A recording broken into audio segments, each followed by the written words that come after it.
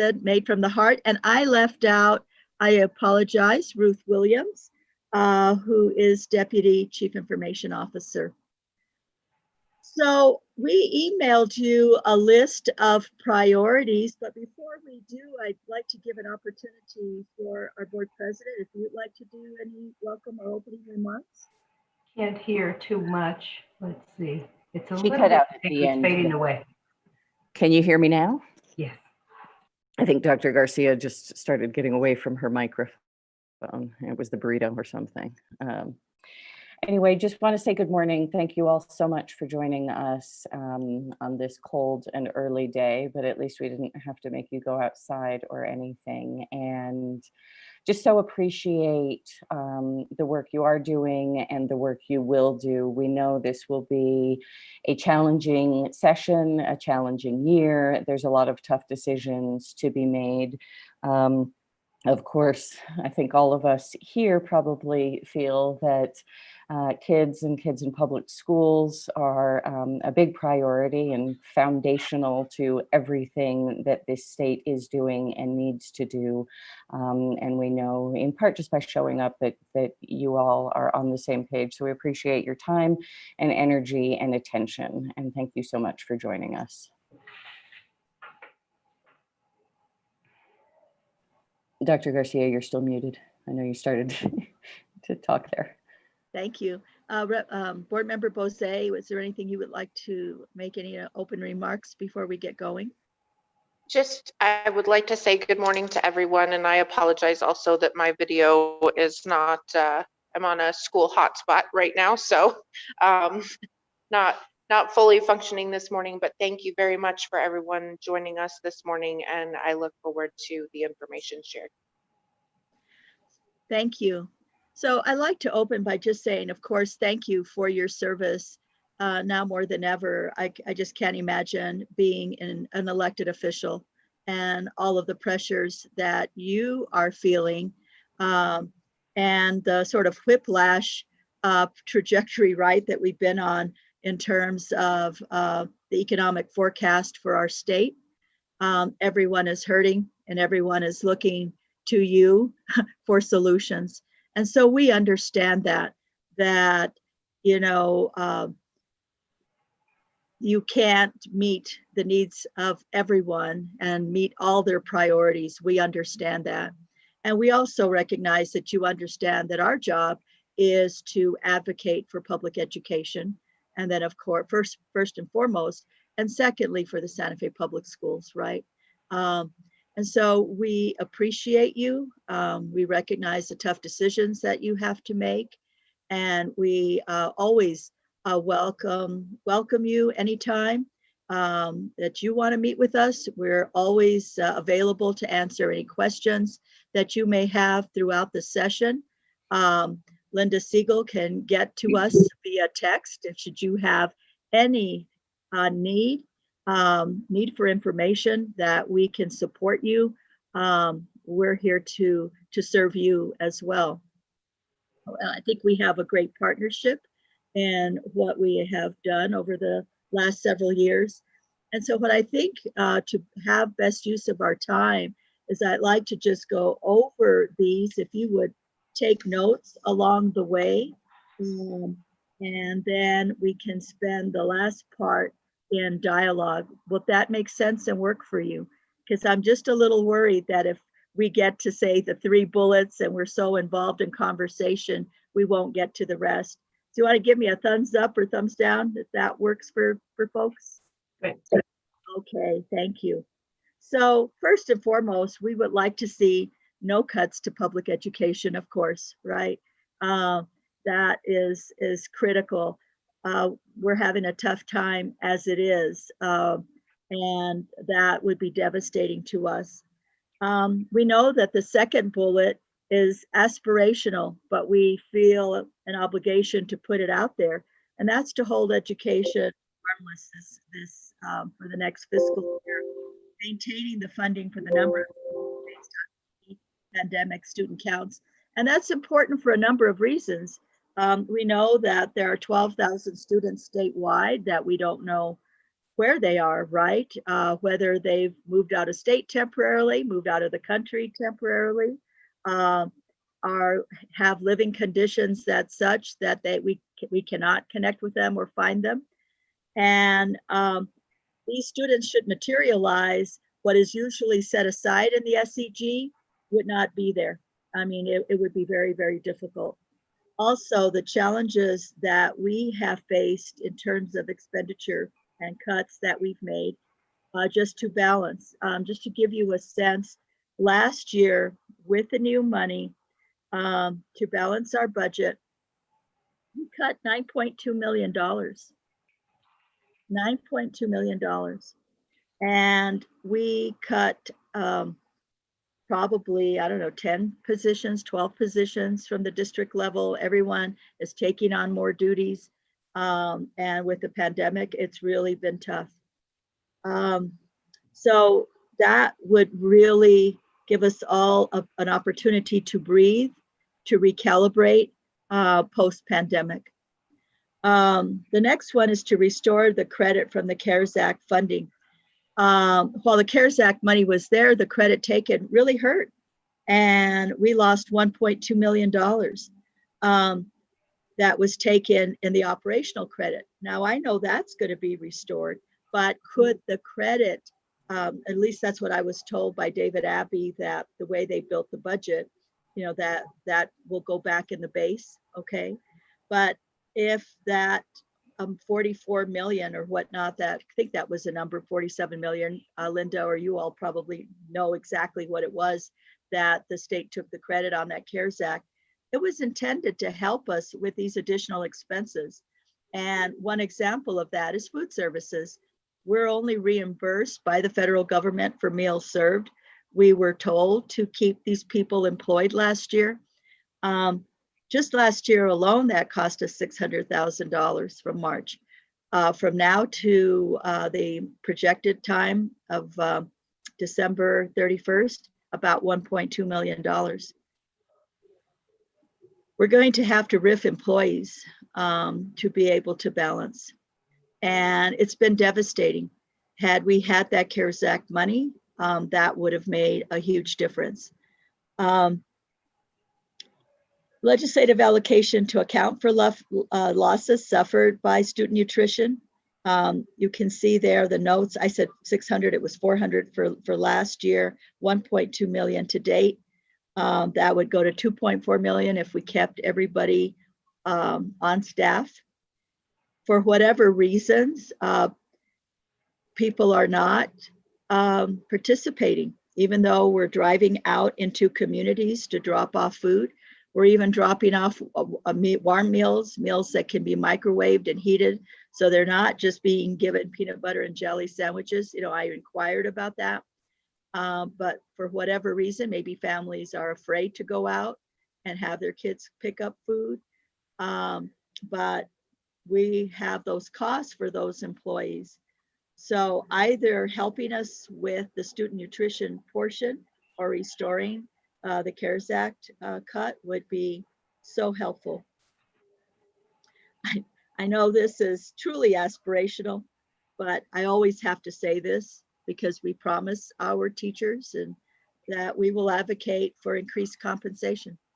And we were able to hang on to our teachers this year. I think, you know, the pandemic, you know, has kept people, some holding on. Because maybe their spouses have lost jobs, but we will lose ground, you know, competitively statewide. We have an aging population. I expect retirees this next year, more retirees. And to be able to recruit and retain, we need to maintain competitiveness. So any amount of increase is important. I do want to say something though, that the legislature recommended no increases for admin. And what happens is you start to get compaction, and there's not a whole lot of difference between a level 3 teacher and a beginning principal salary. And what is the motivation to move into the principalship, right? When you have more responsibility, more days work, and not that differentiation in salary. While we're talking about budget, just incidentally, I want to mention an issue that has come up with you all in the past that I don't really know exactly why it didn't get traction.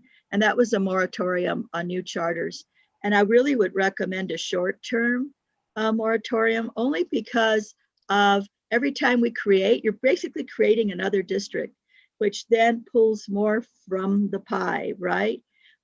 With dollars being so short and what we're dealing with and schools trying to stabilize, perhaps a year or two to allow us to get our footing back, not forever, you know, a moratorium doesn't mean forever, I guess, but just a short term. Oh gosh, I did something bad here. Can you guys still hear me? Yes, you're good. Okay, I can't see you, but I'll figure out what to do here in a second. And then continue addressing, of course, the Ozzie Martinez remedies, which includes funding the Hispanic and Indian Education Act.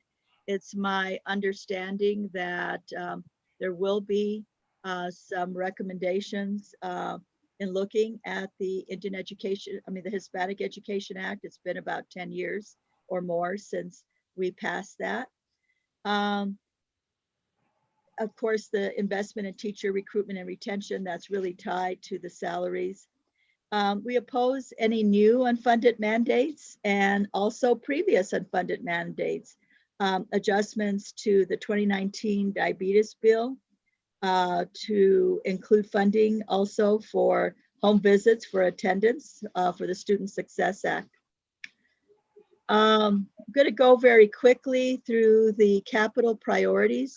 $250,000 for a next generation firewall, to purchase 2 security firewalls to be deployed at the primary data center here at 610 and the secondary one at Cerrillos, with ever increasing threats of malicious cyber attacks, spyware, etc.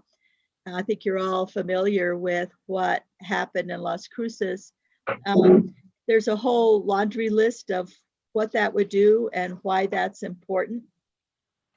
The next one is infrastructure upgrade at the Alta Vista site, the ESC, which is our Education Service Center. And that holds the data center, which looks at business critical systems, financial, HR, our wide area network circuit connectivity to district sites, all goes through there. And it's 27 years old. Can you imagine that?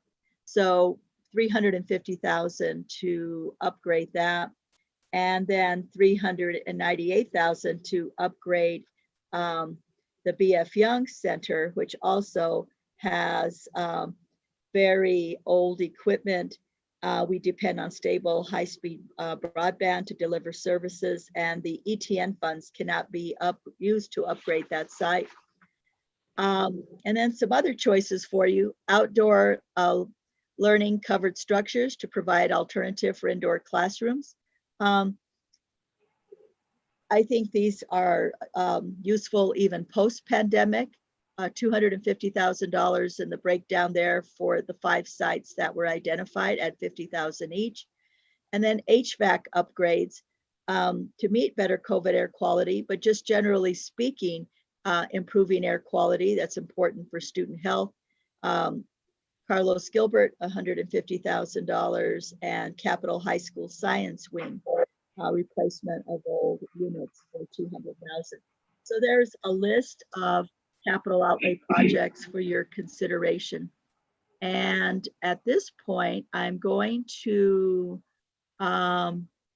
open it for discussion. I still can't see you, so I'm going to try to get back to that. So Ms. Noble, can you help call on people and facilitate this part of it? Yeah, certainly. Yeah, go ahead, Senator Rodriguez. Thank you. Thank you, Kate and Dr. Garcia. You initially mentioned, I wish I could do something special for you. And I thought, my goodness, you're so humble. Truly, you do so much already. Thank you very, very much. just for all the work you do. Let me just mention, I had written, and thank you to Linda who sent the email to us with the legislative priorities that you talked about. Now I was able to review them and go through them a little bit ahead of time. But the only comment, one or two I have here, is on the continued, where are we, investment in teacher recruitment and retention, Dr. Garcia. That would include the Grow Your Own Teachers program that you have, or is it something different? It could include a Grow Your Own. We have not been able to fully launch that. We were working with New Mexico State. Ms. Sinkin, you might be able to talk to that, right? To try to get a club or an organization going. It could. We also have used money for national board certification to pay for that, with the hope that, well, it's not, you can't legally bind them, but with the expectation that they would stay 3 years with us. Ms. Sink, just briefly about the Grow Your Own. We're doing a number of things, actually. We have a course, and I've actually forgotten the name of the course. It's a fun name is why I don't remember it, but it's a couple of teachers in our high schools that actually went and got special training in one, recruiting kids and students into a course like this that would discuss the career and also do some internships and work with teachers. So it's all hands-on, but also learning more about the career and what it would take to be a teacher. So I'm really excited about that course, and I hope that we can keep building that. I think as the pandemic has hit and teachers have come to the limelight of how important they are and what they'll do for our kids and what happens when we don't have enough teachers. I think students are starting to figure out that this is a very noble profession. So that's been great. The other is, just as you talked about, Dr. Garcia, we have the National Certified Teachers that we are paying for their training. We pay for all the work that they have to do to become nationally board certified. The board has always been very willing to help us support that. And I think it's important what we're saying to all teachers, that their leadership is important to us. That leadership creates better teachers, that they become mentors to other teachers. So it's not just about themselves. They end up being mentors for many other teachers. And we had to cut that funding when we had to balance the budget. We had to cut it for this year. Yeah. So those are the kinds of things that we lose, right? When we have to balance our budget. Oh my goodness. Yes, thank you for that. And thank you for the explanation. You know, on the request for hold education harmless, you know, of all times, we have many more uncertainties now than we have ever had. And that's because of the virus. Like you said, how do we know, you know, how many students are going to return and when they're going to return, how they're going to return if needing more services, and so on. And when I say more services, I don't mean just more educational services. I mean services of, you know, they can come back depressed, for example, needing mental health services, behavioral health services. Some may have suffered from hunger or other, you know, poverty, whatever it may be. So we have lots of issues that we have to be looking for to be able to provide these students with the help they need. So these uncertainties that we're talking about are huge for you. And I think the least we can do is try to maintain our mindset that the funding has to be like it was before COVID, because of these loose ends there that we have. And so that's real important. But then I wanted just to comment briefly, and then I am going to move on to others who may want to speak. But, you know, opposing new unfunded mandates. You know, I've always been a big supporter of, you know, the notion that when we have mandates, let's step up to the plate and have the funding go along with them, not just impose unfunded mandates, especially for our schools. But, you know, I stand really firm on not only our schools, but everywhere else, for governments and otherwise. And I think your requests are very reasonable. You know, on the pay for teachers, you know what, I was thinking, Dr. Garcia and all here joining this today, that, you know, one of the things that we really need to do is think about how we can augment not only the salaries, of teachers, because we know, and others because we know they're so underpaid, but every time we do something, we tend to reduce that increase in some way by attaching new deductions to their check. For example, insurance goes up, and so the increase that they get doesn't really show up as the increase because they have to pay more in insurance or more in FICA and so on. So the check at the end, net income is actually hardly seeing any kind of an increase. So we have to take all that into consideration.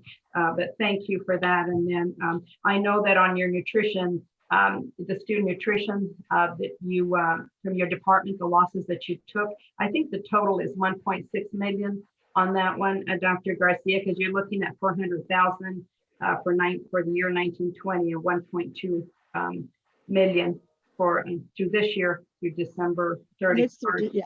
Is that correct? So that would be That is about correct. $1.6 million there that you really That is correct. Yes. And the other thing we didn't mention, Senator, along those lines, if I may, it just slipped my mind, but it's so important on the unfunded mandates and why restoration of that CARES Act money would be helpful.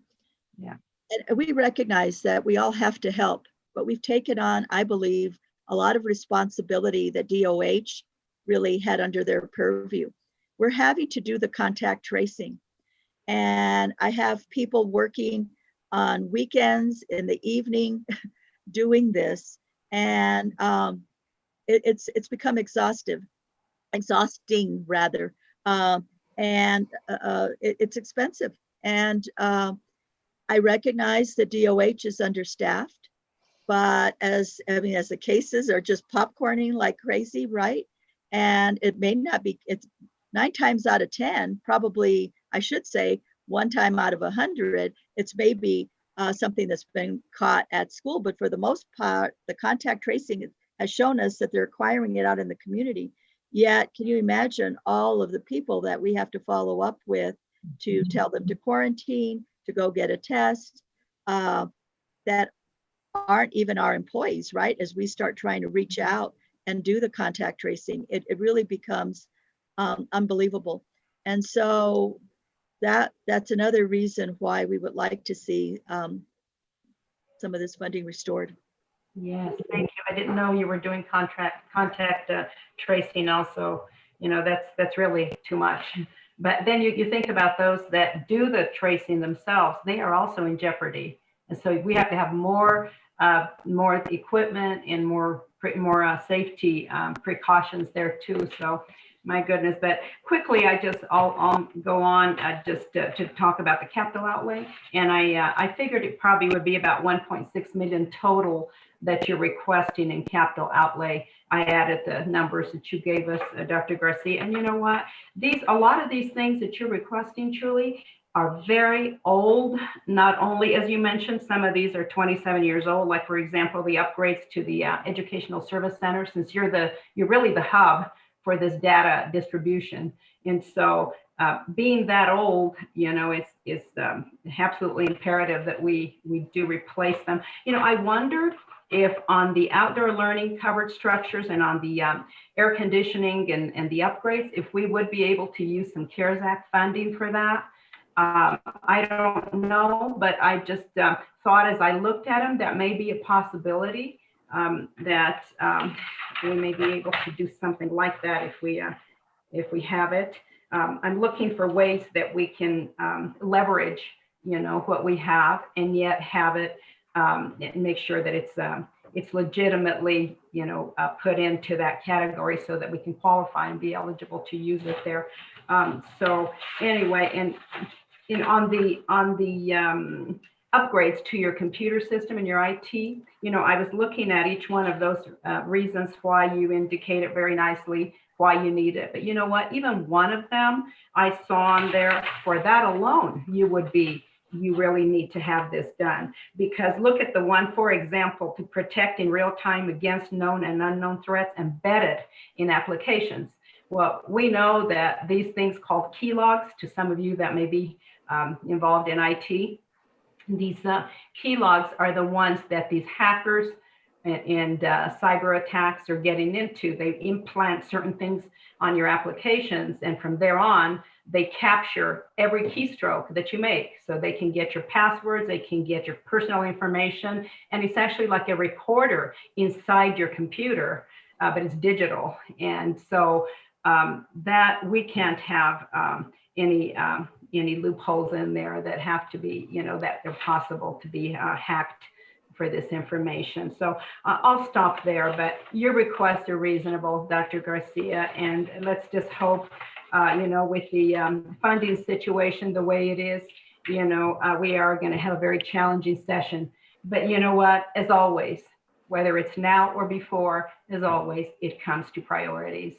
And there are certain things that we have to look at as great priorities. And these are, in my view, these are priorities. So thank you very much, and I'll let others talk. Thank you so much, Senator. Senator Worth, I think yeah, go ahead. Yeah, thank you, Madam Chair, Dr. Garcia, board members, staff. Always appreciate the chance to visit before we truly go off the cliff, although it feels like we've been off the cliff here with special session last week and the craziness. Just a comment and then a question. I did hear what I think is good news yesterday from some LFC staff, and that namely is that the recovery, that we're in, there was huge concern it would be kind of an L shape and drop down and go on for a long time. Well, it was described yesterday as a Nike swish.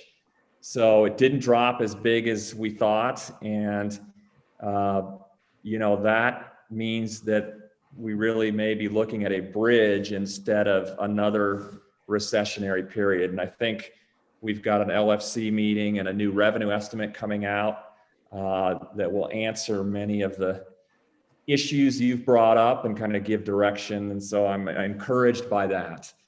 My question though is extended learning and K-5 plus.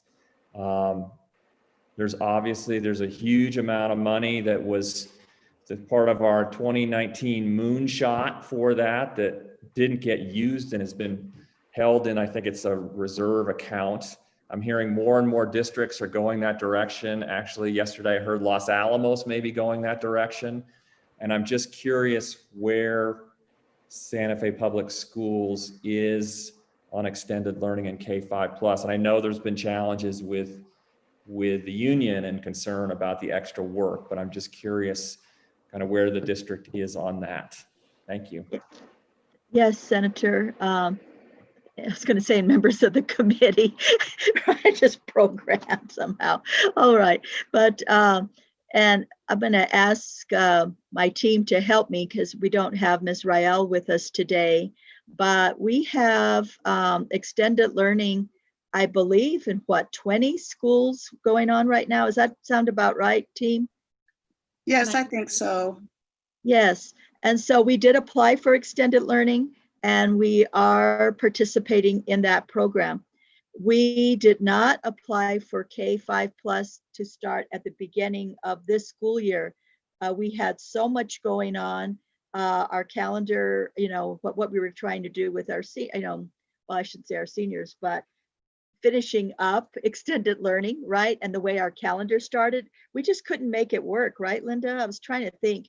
Well, the other part it feels is like a million years ago, but there was a real reason. We are going to do K-5 plus at the end of the school year this year, and we did apply for that portion of it. But why didn't we do it at the beginning? Can you remind me? Yeah, there was two things. One is that there were the exact same schools that wanted to participate in extended learning didn't also want to participate in K-5 because it's too hard to get teachers. It's too hard to get students to do both. And so they wanted to focus on one thing. And the K-5 plus is a really tough thing for teachers. It's a difficult program to get a lot of teachers excited about it because it's hard work to do. And as far as next year, we are anticipating doing that. It won't start and we won't do it until the July, which would be back into the new school year, if you will. It would start in July. However, the K-5 plus program, we always talk about the data that shows that if you have the same teacher, it really works, right? Have we done any studies, or could we pilot to see if it would show that students also make growth by being in school for 25 days? Because sometimes I can't make the program work with the requirements that Right. they have.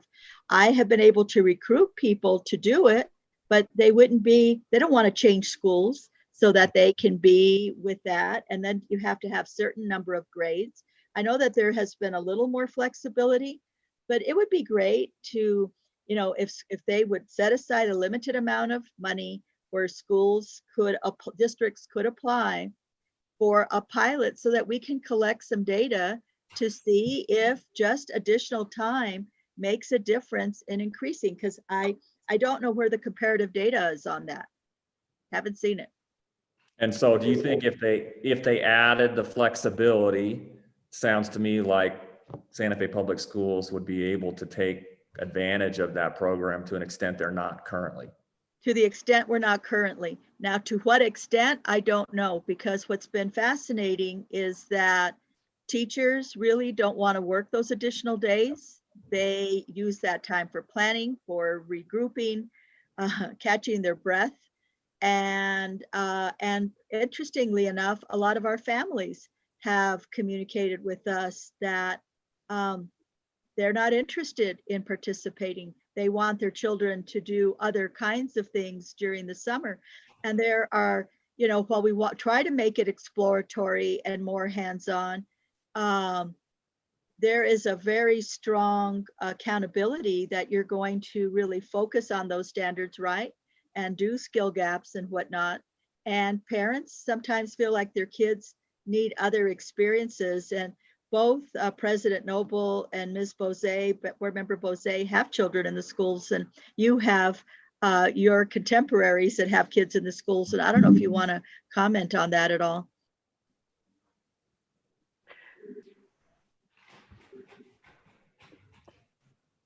I mean, I think it's just so hard, and I know you all know that, but we're reaching new levels, and there is a fatigue that sets in. So it's not the same as it was in the spring, even while I would say the teachers and the students are getting better at the online learning. And as Dr. Garcia knows, I am ready to embrace all sorts of things in terms of blowing up how school works, and can we be outside more and more experiential, and all of these things, because right now it's just such a tax on working families, and in my house, we're fortunate that we don't have to go into essential jobs. We are able to work from home remotely, and that makes it a little bit easier. But ultimately, there is a huge amount of fatigue around the screen time, and just I think a real desire on the part of a lot of families to have the flexibility and sort of fundamentals there of go outside and learn something, and how we get away from and I know it's really difficult, but we've got to get away from high stakes testing and the sort of regimented factory model of keeping everybody on the same, assembly line and churning them out at the end of the day. And I think this pandemic is really just laying everything raw for that. And so the more that we can really engage families and, get sort of closer to the ground and to what works for individual families. And, I know it's a challenge, and Dr. Garcia and I talk about this a lot, of how we keep things equal and consistent in terms of opportunity and access, and allow flexibility for what works for different localities, in the case of different school districts, different families. different classrooms, different schools. You know, we have a very diverse district, from big schools to small schools, and demographics that are all over the map. And that sort of flexibility in figuring out how we can return to fundamentals feels really more important than ever. Board Member Bose, do you have anything to add there? You've got this perspective in spades, I know. Thank you, President Noble. I really couldn't have said it better myself. While I have 3 kids, I perhaps have like a broader experience, but it's essentially the same. There is a lot of fatigue about being on the computers more.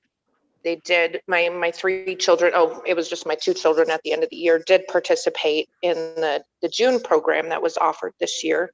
But my children were a little resistant to that because it was challenging just to be online. But I think, you know, the teachers are doing a phenomenal job. They couldn't do any better under the current circumstances and the guidelines. And so I think you really hit the nail on the head as far as changing the structure of education, that we have to, if we're going to continue to implement these kinds of innovative programs, then we have to look at the bigger picture and changing the framework that we're working in.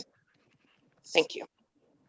Great. That's all I have. And I very much appreciate that input and insight, which will really help us when we get the argument that, hey, looking at this abstractly, this makes total sense, but the reality is the implementation. So again, I really appreciate it. And thanks I missed the burrito, but it's good to visit. Thank you, Senator Worth. Thank You you. get it. That's exactly right. Representative Chandler, I think I saw you wave a hand. You're muted still. I There you didn't. go. My screen is a moving screen, but I do want to thank you for this information. It's very helpful for me to get this feedback in advance of the session so that I can be alert when these issues come before us, and I know who to reach out to when I have questions and need additional information. So thank you for your time. I do very much appreciate it, and will be attentive to all of these things. Education is very high on my agenda as something we all need to be consistently and actively supporting. So thank you. Thank you. Representative Romero. Thank you all, and good morning to the board and to President Noble, and of course, Dr. Garcia and all staff on. Thank you for doing this bright and early to get us up to speed. I just had a few questions, and also I just wanted to say thank you to Dr. Garcia and the board. Earlier in the pandemic, we reached out about what was going on with our Pewaukee Public Schools and potentially collaborating between the teacher shortages that were occurring across the state, and I just, your openness and willingness to collaborate on the possibility if there were students that couldn't attend a certain class in high school was just awesome. And there's just so much room to grow and innovate and being able to meet those demands. So I just appreciate your openness and glad we were able to get that worked out. So my questions are just surrounding a couple comments that were made. First, on the retention of students and of course that's been a sort of part of the alarm across the state that students aren't getting online, they aren't participating. Representative Linda Trujillo and I had passed a bill that basically looked at CYFD and the collaboration between the public schools on tracing students. Should they be leaving school districts or should they not be attending school? And I'm just really curious how if that's part of the virtual implementation. And I know that I don't know what the deadline was on that entirely, but I just would love to learn a little bit more about students who aren't being retained and how they're being contacted and what the sort of situation is with the public schools, Santa Fe Public Schools, regarding that retention. Thank you, Representative, for that question. part of, well, first of all, I'm pleased to tell you that we're down to 47 students that we don't know where they're at. Out of that 12,000, we only own 47 of them that never registered, tried every way to contact them. I want to give kudos and shout out to our community engagement department, and specifically Crystal Ibata, who has led that effort, from contacting emergency contacts to neighbors, to friends, to social media, to knocking on doors to try to reach those kids. We are also part of the public education department statewide effort that I believe you funded, Engage New Mexico. That also helped us try to reach kids. And so that 12,000 are kids that we never have statewide. We don't know where they are, okay?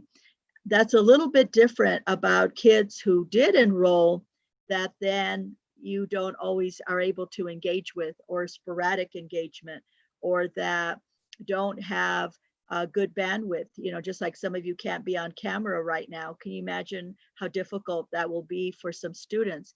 I have those problems from time to time. Found out I have an old modem that's coming in, but a new one that's coming in. But if they don't have access to broadband or high-speed internet, and it's spotty, and a lot of kids in our rural communities don't have that, that is really, really tough.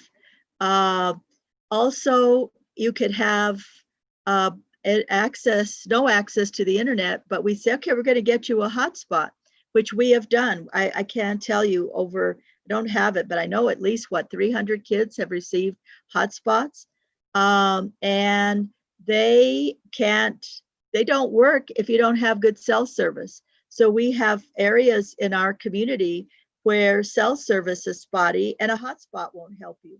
So keeping those students engaged and connecting with them is a real challenge. As you know, more students are failing, and that's a statewide issue. We are tackling it and really looking at what can we do to help support those kids and identify them to bring them in for additional support. So, I mean, we're all facing, tremendous challenges, but part of unfunded mandate on the education, what is it called? The student success now. What's the one in state? Not part of ESSA, but the attendance, what's the name of that act? All right, well, you guys passed it, but it's the new attendance rule. Attendance for Success Act. There you go, Representative McQueen, thank you. And I was confusing it with Every Student Succeeds Act at the federal level. You have to, at a certain point, make home visits. There's additional, it's good stuff, and it really has helped, I think, find students. It's been a real challenge implementing it during the pandemic. And I give my hats off to our principals and counselors and the few social workers that we have that go out and actually knock on doors. But there are components of that I definitely feel are unfunded that we have had to take on and address. So a lot there to unpack. I'd be happy to have a private conversation with you on that later, or any of your colleagues. Thank you, Dr. Garcia, and thank you all. That is remarkable, just to know that everyone's accounted for, aside from these 47 who we absolutely want to, get information on. And I think that just the conversations that I've had, that's a top concern. And so I just so appreciate your awareness and what's going on. Just a couple more questions on the requests for the capital projects. As far as the $250,000 for the firewall and the $350,000 for the upgrades, are those possible to, do system-wide? Is this just single district cost, or is this possible to have, a system-wide approach to our public schools?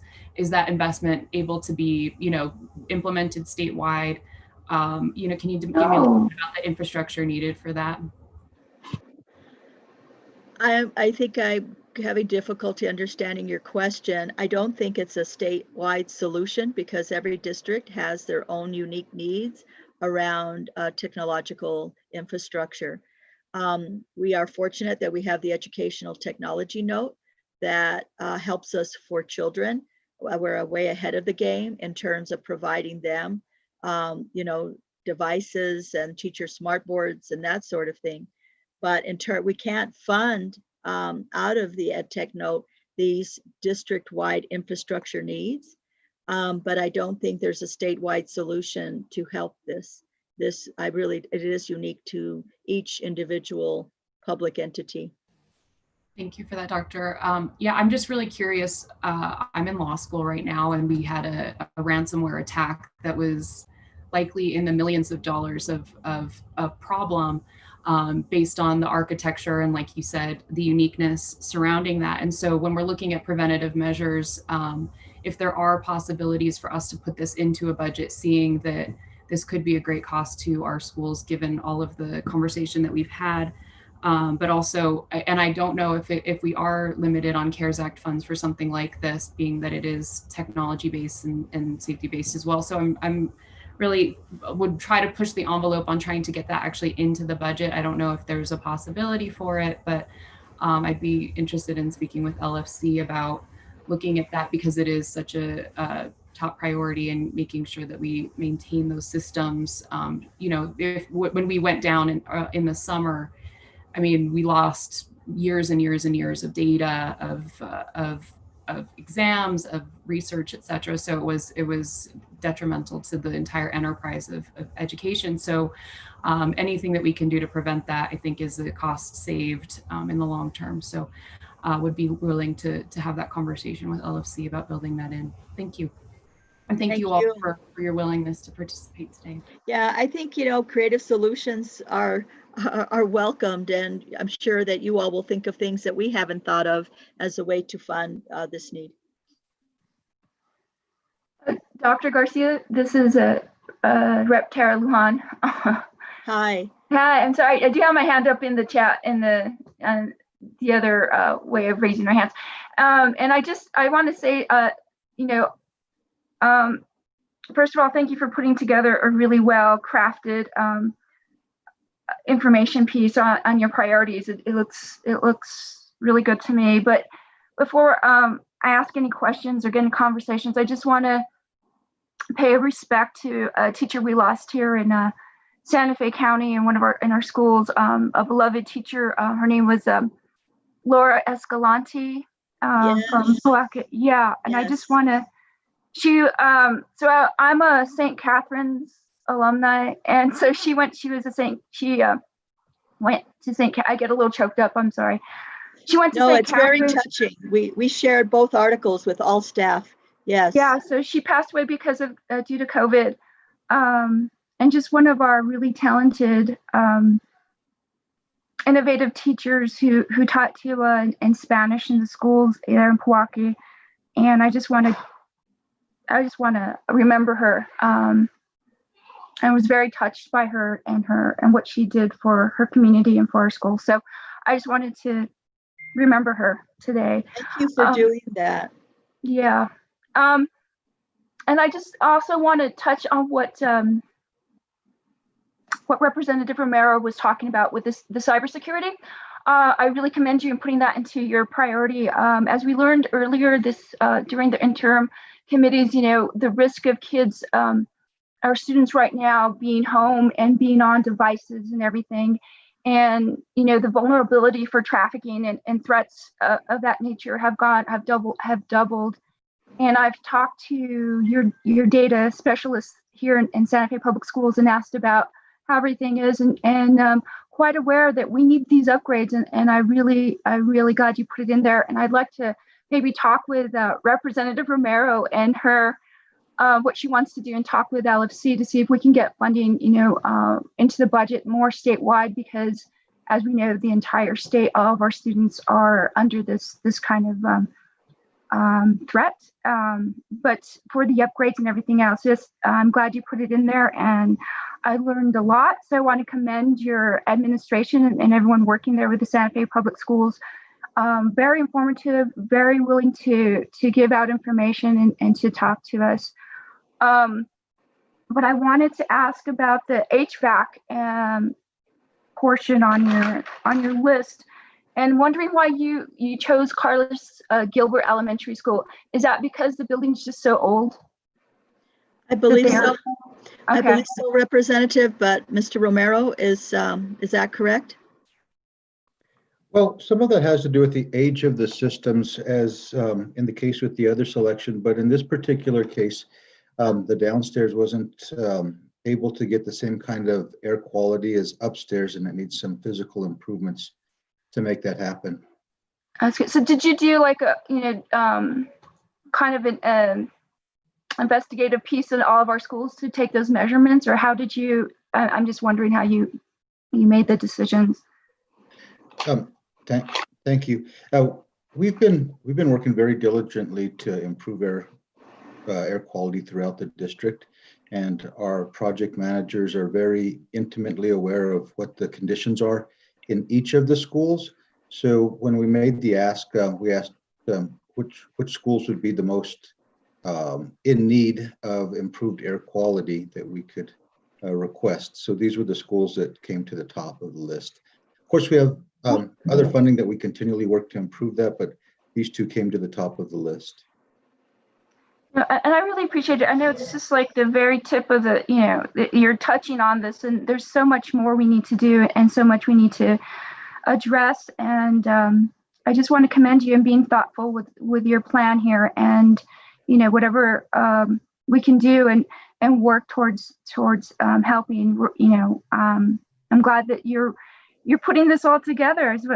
It's a lot. And as we're talking today, and what Senator Rodriguez, mentioned, there are so many uncertainties and so many things that we are dealing with, and our students, our schools are just, top of the list too. And I just wanted to ask you with our budgets for our special education, and if you're looking at that, or how, I guess it's come up that maybe separating out our special education budget, so that do you feel like there's a need to do that? I guess is my question. A need to categorize special education and hold that Yes, out? Yes, Doctor. I would say probably not, because I think in many instances, general ed, the whole budget there pays for so much of special education students' education. They're not totally funded just out of special education. As many times those costs exceed it. And I believe that the accountability for special education as it stands through the public education department is the way it should say. I think once we start breaking out, the funding in that manner, I think it's a real slippery slope, because that funding formula is so sensitive. Mm-hmm. And as we start making those tweaks, it's the same thing with at risk and whatnot. I think it's a real slippery slope, but I would not advise it. And I've spent 15 years of my career in special education, and it's near and dear to my heart, and I would not recommend it. I do want to clarify one thing. Our CIO, Dr. Tom Ryan, has for some reason was not given access, and we've not been able to give him access to get into the meeting, but he's watching and has shared a couple of pieces of information that I need to share with you. It's 600 hotspots that we've gotten out, not 300. And the firewall for Santa Fe Public Schools is specific to Santa Fe Public Schools. That would not be a statewide issue. Not everyone is in the same boat. So he just clarified that for me. And so I just want to make sure I shared that with all of you. Yeah, no, I appreciate that. And I know, I understand, the budgeting and the district wise and how that is appropriated. But I think and I don't really want to speak for you, Representative Romero, but I think that the concern is to get some more, the concern and the issue across the state is heard, and we're hearing it across the state as well. But for our district needs, this is a really good list and really thoughtful and well put together. So thank you for doing that. Thank you for everyone working on this and getting this done, and to our board members there today. and all staff, just thank you. It's been a very difficult time. So really, really appreciate everything you're doing. Thank you. Thank you so much. It is 8:31. I know that we had intended to be here for an hour. I want to make a couple of announcements, and then if there's any closing comments. State of the Schools will be virtual this year, and will be available for you to watch at your leisure. You can come to State of the Schools in your pajamas or anything else that you'd like to have. You can have what you want to eat, drink what you want to drink, and watch our State of the Schools. It will be ready for you December the 11th at 6 p.m. and be available on our website thereafter. So we do hope that you will come and hear the highlights of the last school year. I just want to mention again that we had an increase in our graduation rates. Very proud of that. And so come see the State of the Schools and hear all the wonderful things that are happening in our district. Madam President, would you like to help us close out today? I think we've covered a lot. And just to say, please, if there are other things that occur to you or you have questions about as things unfold with the session and the work you all have to do, please don't hesitate to be in touch. And again, just thank you. Thank you for being here. And my number's in the chat should you need me, and so is President Snoble's phone number is in the chat. And again, Linda Siegel, I don't know if you want to say anything. Thank you for being our lobbyist and helping us connect with our legislators. We appreciate you. She keeps us well informed. Thanks, Dr. Garcia. Thank you all for getting on. Thank you. Have a great morning. Thank you, everyone. Have a great day. Bye-bye. Appreciate everyone.